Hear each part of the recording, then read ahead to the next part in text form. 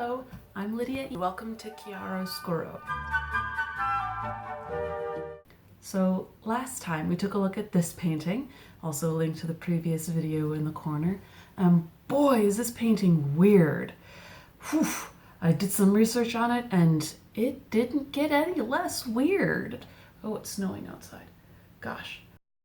So yes, all right. So here are the questions that I tried to answer and I found some things for. So first, why the weird anatomy of Mary? And you have her very delicately placed breasts, as well as her receding hairline. And then of course, what is up with these red and blue baby angel cupid things? As always, I have 10 minutes to try and explain to you everything that I found in my research. And enough procrastinating, let's start. Artist first. His name is Jean Foucault, or Jean Foucault, however you say it. Fouquet, sorry, it's French. Fouquet. And he was born around 1420 and died around 1481. He was a very, very famous illuminator, panel painter, and miniaturist, which is flippin' awesome. I love miniatures. And he was considered one of the painters who bridged the change from the Gothic era to the Renaissance. Fouquet was a court painter. He painted for both Charles VII and Louis XI, as well as a lot of other important people in the French court. Now, he did spend some time in Italy studying and painting there, so he was influenced by the Tuscan school of art. But apparently he was also a big fan of the Van Eyck family, who were all painters. So when he returned to Paris, he fused the Tuscan style with the Van Eyck Netherlandish style, thus creating a basis for 15th century art.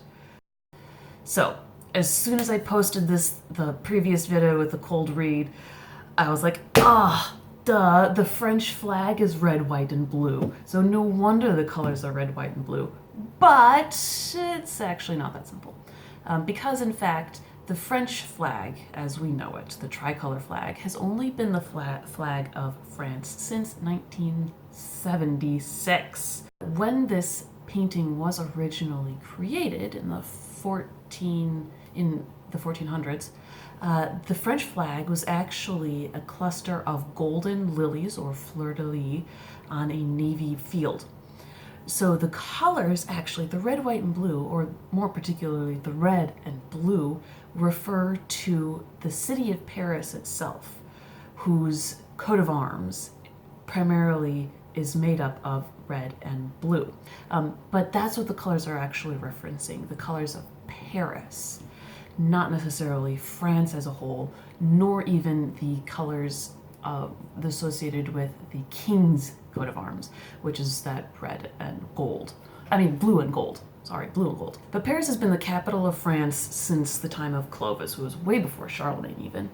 So you could say that Paris is representative of France as a whole. That does make this painting highly political, because that is what they are referring back to, is the capital.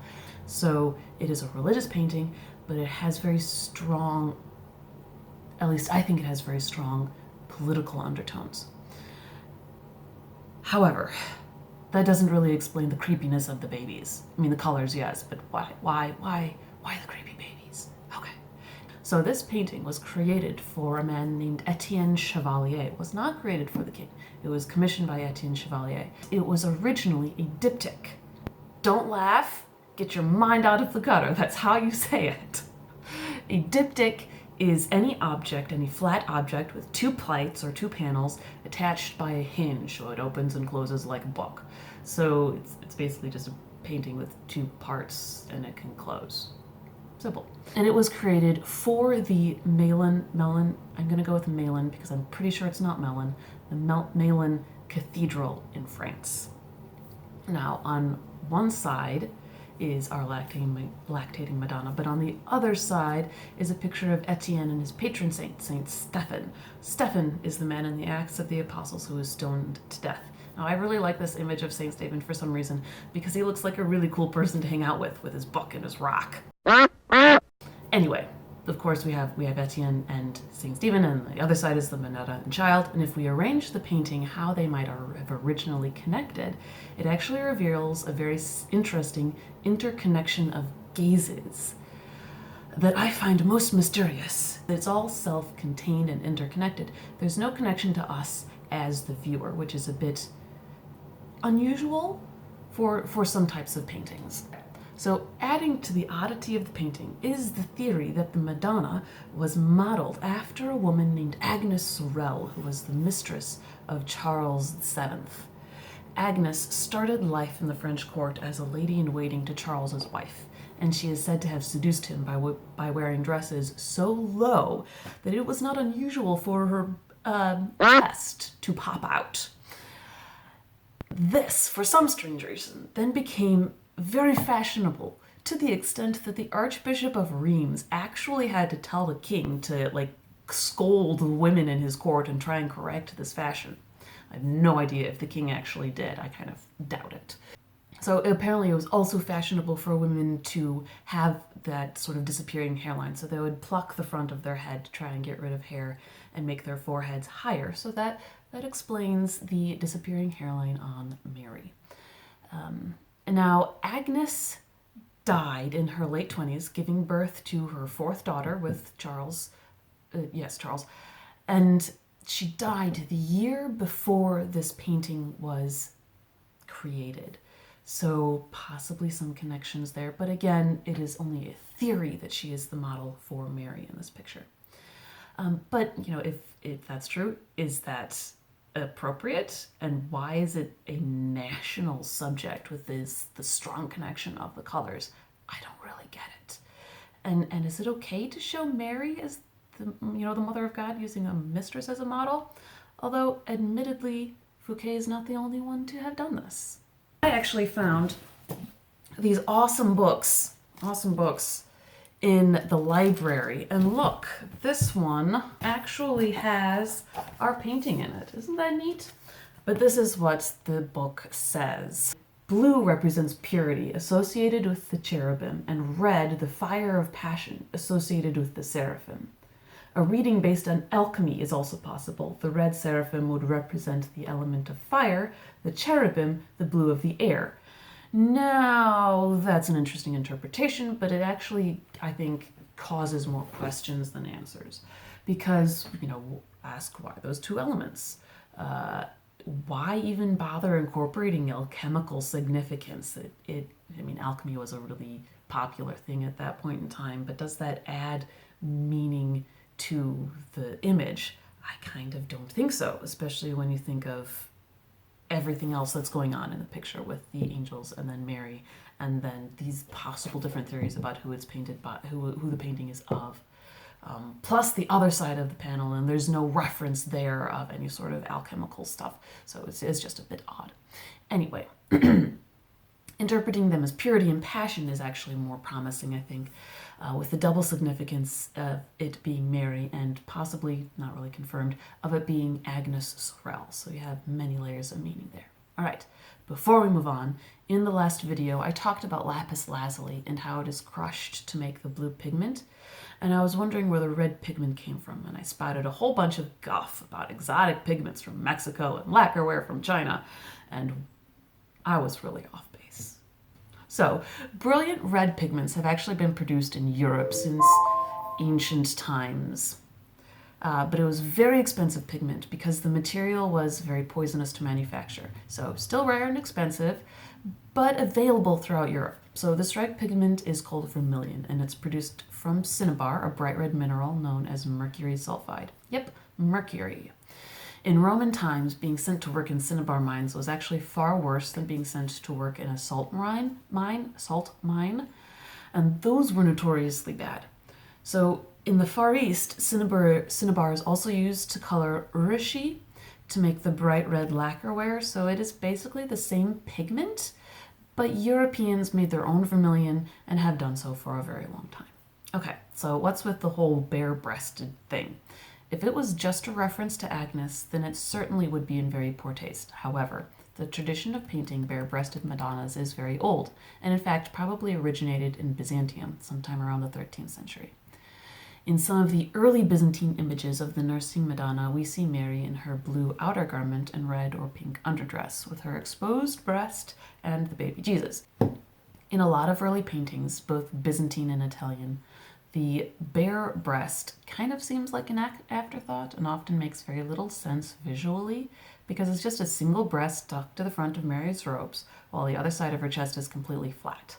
This lonely breast tended to be very oddly placed on her chest as well, either very high near her scapula or down low by her solar plexus, or sometimes almost in her armpit, kind of like our Mary. So furthermore, the breast tended to be shown either as a hard little ball-like breast of a virgin or the round, swollen, fruit-like breast of a fertile mother. These artificial-looking breasts are usually understood to be the visual representation of the belief that while Mary was surpassing fair, her purity was such that no man could look on her with lust. Her lopsided anatomy can also be interpreted theologically as emphasizing Mary's generation of Christ through her blood and milk, while miraculously maintaining her perpetual virginity and purity. In other words, she's a mother, but not in the ordinary way. Sounds weird, right? Well, that's because the medieval and Renaissance people had a different idea of how the body worked. They knew, obviously, where babies come from, but they were a little bit hazy on how they grew and developed. They knew about the placenta, but they believed that milk was actually made from the same material as the blood in the placenta. In fact, milk was not just made from blood, but it actually is blood frothed up like a latte. Think of that.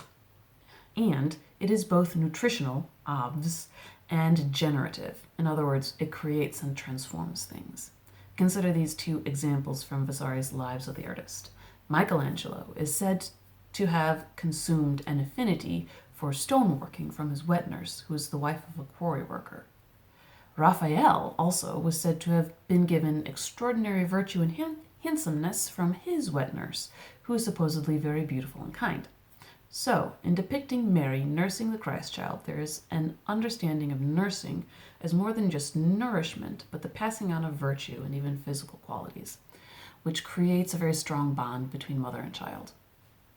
Because of Christ's divinity, this bond made Mary a mediatrix between humanity and Christ, who is said to be able to refuse his mother nothing. So, while some images of the nursing Madonna are anatomically believable in order to foster empathy between Mary and mothers, images with more questionable proportions are actually meant to express theological truths rather than anatomical truths. So, what does this mean for the Fouquet Madonna? Well, it still retains a lot of the weird anatomy of the Middle Ages, though as a bridge between the Gothic and the Renaissance, that's kind of natural.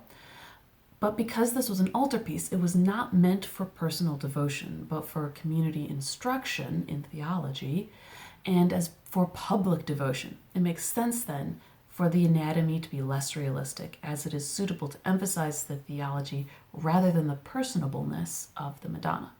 Now, some might say that that is completely negated by the use of Agnes Sorel as a model, but this is also where we have to be careful, because although the painting gained notoriety for being a portrait of Agnes Sorel, that is only a theory. It is also theorized that it is actually a portrait of Fouquet's wife, Catherine, over whose tomb the painting was hung. And that puts a very different spin on the painting. Now, the alarm actually ran a couple of minutes ago, so I'm over time. I'm so sorry. I just couldn't stop. It's too much. It is way too much.